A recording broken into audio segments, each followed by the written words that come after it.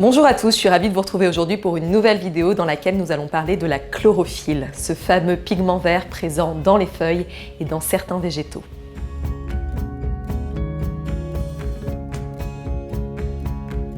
En Grèce, chloros signifie vert et phylos signifie feuille. La chlorophylle, c'est le siège central de la photosynthèse. C'est la seule molécule capable de transformer l'énergie du soleil en énergie de vie. On la compare souvent à l'hémoglobine car elles ont quasiment la même structure moléculaire. La chlorophylle, elle, permet de faire circuler l'oxygène jusqu'à la sève des végétaux, alors que l'hémoglobine, elle, permet de faire circuler l'oxygène dans le sang. La chlorophylle est très biodisponible et elle possède des propriétés nutritionnelles extrêmement intéressantes. Après ingestion, elle va passer quasi instantanément dans notre sang. Elle est très alcalinisante, antiseptique, anti-anémique, antioxydante. Elle va permettre aussi d'oxygéner en profondeur toutes nos cellules. Donc il est très fréquent, après avoir consommé de la chlorophylle, de se sentir vraiment oxygéné, frais, avec une belle clarté mentale. Elle est aussi très dépurative. Elle va permettre de chélater les toxines et les métaux lourds au sein de notre organisme. Donc chélater, ça signifie emprisonner pour ensuite pouvoir les évacuer.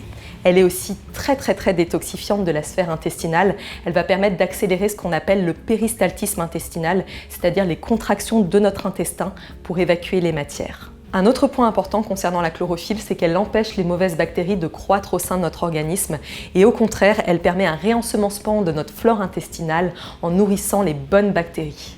Vous l'aurez compris, la chlorophylle est une pure merveille pour notre organisme. C'est elle qui donne cette belle couleur verte aux végétaux. On la retrouve notamment dans les feuilles vertes, comme les épinards, la roquette, le kale, mais aussi dans les aromates comme le persil, la coriandre, le basilic, l'aneth, dans certains légumes comme le céleri branche, le chou vert, le chou frisé, l'herbe d'orge, l'herbe de blé, les graines germées aussi qui en regorgent, et la liste est non exhaustive, mais il y en a énormément.